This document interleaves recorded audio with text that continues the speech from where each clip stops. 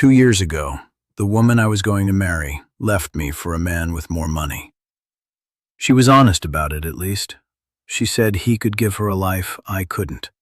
And 2 years after that, almost to the week, she showed up at my door and asked to come back. I said no. Now, I know how that sounds. It sounds like a revenge story. The guy gets the last laugh.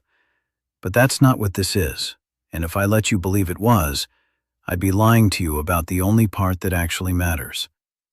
Because the hard part wasn't saying no. Saying no was easy. The hard part was understanding why I was saying it, and what it had taken to become a man who could. Let me tell you who I am, so you know why I get to say this. I'm the guy who did not handle it well for a long time. When she left, I did all of it. The anger, the bargaining, the 2 a.m. theories about what he had that I didn't. And I'm the guy who, 2 years later, was genuinely surprised to find that the answer to, "Will you take her back?" came out of me calm and quiet and completely certain. This video is the map of how I got from the first version of me to the second. And before I go further, the man and the details in this story are a composite. But the psychology I'm going to walk you through is real and well documented. Now, the reframe, because it's everything. This is not a story about how women are hypergamous, or how they come crawling back, or how my value went up and hers went down.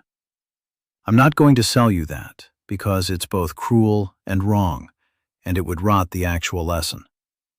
She's a human being who made a very human choice, and later felt a very human regret. There's no villain here who happens to be a gender. The villain, if there is one, is an idea.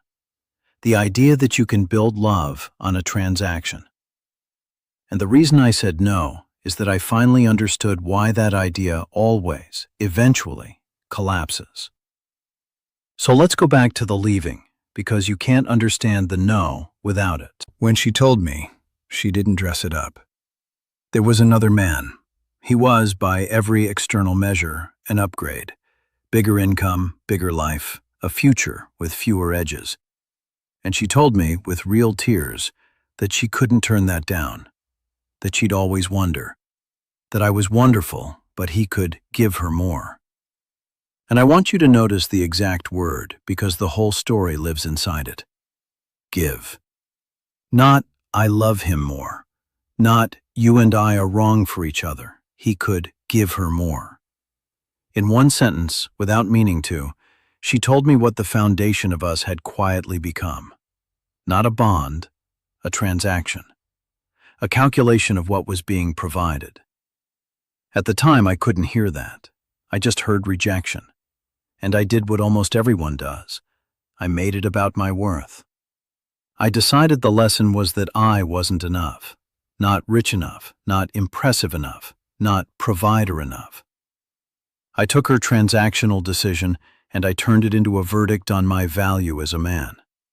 And that verdict nearly destroyed me for about a year. But here's where the story actually turns, and it's got nothing to do with her. Because at some point in that first brutal year, I got tired of being a man defined by someone else's exit. And I started, slowly, unglamorously, rebuilding. Not to win her back. She was gone. That door was closed. I rebuilt because the alternative was to stay in the rubble forever. I got my body back. I got my finances in order, not to impress anyone, but because chaos in your money is chaos in your head. I rebuilt the friendships I'd let rot, the ones I'd handed off to the relationship years earlier. I did the quiet work on why I'd been so willing to make one person my entire sense of worth in the first place. None of it was dramatic, all of it compounded. And somewhere in that second year, without noticing the exact day it happened, I became a genuinely different man. Not a high-value man. I did a whole video on why that phrase is a trap, just a whole one. A man whose sense of himself no longer lived in someone else's hands. A man who was, for the first time in his adult life, actually okay on his own. And that is the man who was standing there when she came back. Which matters enormously, because she didn't come back to the man she left. She came back to a stranger who happened to have my face. The guy she left was defined by her. The guy who opened that door wasn't defined by anyone. Now, before I tell you what I said and why, I have to explain the thing I did not understand in that first devastated year. The thing that, once I finally understood it, made the no not just easy, but obvious. I have to explain why she came back at all, because it was not, I promise you, the reason my ego wanted it to be. It wasn't, she realized how amazing I am.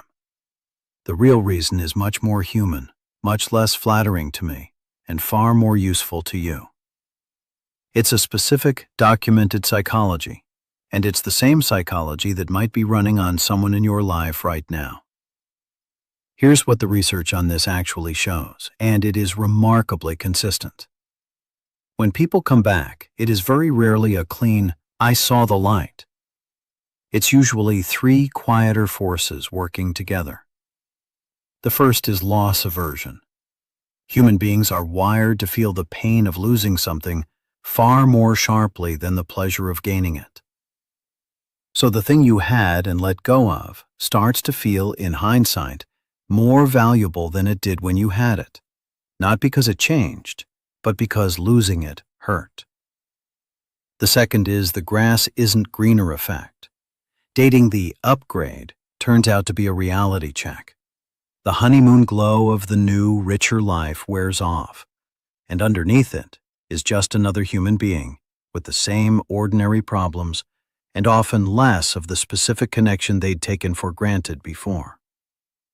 Researchers find people come back after discovering that what they thought was available everywhere was actually rare. And the third is plain regret.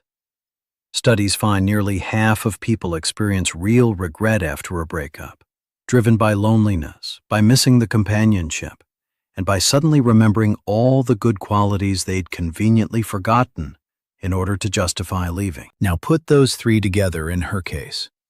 She left for what he could give, and 2 years later, the giving turned out not to be the thing. The bigger life didn't contain a bigger connection. And seeing me, stable, rebuilt, apparently fine without her, triggered exactly the loss aversion the research describes. She wasn't coming back because I'd won. She was coming back because the transaction had under-delivered. And the mind does what minds do. It reached backward and re-idealized the thing it had thrown away. Understanding that didn't make me bitter. Honestly, it made me compassionate. It's a deeply human loop, and I've been caught in my own version of it for a year. But it also made the answer crystal clear, because now I could see exactly what she was asking me to rebuild, and I could see why it would collapse a second time. So let's talk about why I said no. Because this is the part that I think actually matters, the part that turns a breakup story into something you can use. I did not say no to punish her. I want to be really clear about that, because the internet would love to make this a mic drop, a scoreboard, she chose money and lost. That framing is poison, and it's also just false. I said no for 3 reasons, and not one of them was revenge. The first reason is the foundation. She and I had, without ever admitting it, built our relationship on a transaction, on what was being provided. I know that because the moment a better provider appeared, the whole thing came apart in a single conversation. You don't leave a bond built on who someone is because someone richer shows up. You only leave a bond built on what someone gives, because a better giver is always, eventually, going to show up. So taking her back wouldn't have been rebuilding a love that broke. It would have been re-pouring concrete onto ground that had already proven it couldn't hold weight. The next richer man, the next harder season, and I'd be standing in the same rubble again. You cannot build trust on a foundation whose one demonstrated behavior is collapse. The second reason is that I was no longer the man who signed up for that deal. The version of me that made one person his entire worth, that man would have said yes in a heartbeat, out of relief, out of the sheer end of loneliness. But I'd spent 2 years becoming someone who didn't need the yes. And here's the quiet truth underneath it. Saying yes wouldn't have been love. It would have been regression. It would have been climbing back into the exact hole I'd spent 2 years climbing out of, and calling the hole home because it was familiar. And the third reason is the one I most want you to hear, because it's the real lesson under the whole story. It's about what actually makes a person or a relationship worth more over time. And it has nothing to do with gender, no matter what the angry corners of the internet will try to tell you about this exact situation. Here it is. Anything whose worth is built on the transactional, on status, on what's being provided, on external circumstances, is fragile, because all of those things can change or be outbid or disappear. But anything whose worth is built on character, on stability, on who a person actually is, on the slow work of becoming whole, compounds. It gets more solid over time, not less, because it's internal and it's cumulative. That's the real value over time, and it applies to every human being equally. The man who spends his years building an identity out of what he can display or provide stays fragile, one bad year from collapse. The man who builds it out of character gets more grounded every year he's alive. And the exact same thing is true of a relationship. One built on the transaction is one better offer away from ending. One built on character deepens. She had left a relationship that was, underneath, transactional, and she came back to a man who had, in the meantime, rebuilt himself on character. Those two things are not compatible. She wasn't asking to return to what we had. She was asking me to hand my newly solid self back into an arrangement that had already proven it ran on the transactional. And the whole reason I was standing there, strong enough to be asked, was that I'd stopped living that way. So the no wasn't a weapon. It was just the only word that was consistent with the man I'd become. Saying yes would have unsaid 2 years of the hardest, quietest, most important work of my life. The no wasn't me rejecting her. It was me refusing to reject myself. And I'll say the fair thing, the human thing, one more time. I don't hate her. She got caught in a very ordinary trap. She believed, like most of us are taught to, that an upgrade in circumstances would deliver an upgrade in happiness. It didn't. That's not a crime. It's just wrong and painfully common. And I hope she learned from it the way I had to. But her learning it was no longer my job to absorb. Her regret was real, and it still wasn't a reason to rebuild on ground that had already fallen once. So here's the moment I actually want you to sit in, because it's not the moment at the door. The moment at the door was almost anticlimactic. She asked. I felt the old pull for about a half a second, the ghost of the man who'd have said yes. And then I heard myself say, gently, that I was glad she was okay, and that the answer was no. No speech, no scoreboard, no, you chose money, remember? Just a quiet, complete no, and the strange calm of meaning it. The real moment came later that night, alone, when I realized what the calm actually was. For 2 years, some buried part of me had been secretly waiting for exactly this, for her to come back, so that I could finally feel chosen, feel vindicated, feel like enough. That fantasy had been the last thread still tying my worth to her. And when the moment finally came and I felt nothing I needed from it, no triumph, no relief, no completion, I understood that the thread was already gone. It had quietly dissolved somewhere in those 2 years of rebuilding, and I hadn't even noticed. That was the victory, not her coming back. The fact that when she did, I discovered I no longer needed her to. The scoreboard I'd been keeping, the one where her return would finally prove my value. I realized I'd stopped playing on it entirely. My worth wasn't sitting in her hands anymore, waiting to be validated. I'd taken it back, one boring, un-Instagrammable day at a time. And that is the whole thing. That is what I'd trade every satisfying revenge fantasy for. And what I want you to understand if you're in the rubble right now. The goal was never to get her back so I could turn her down.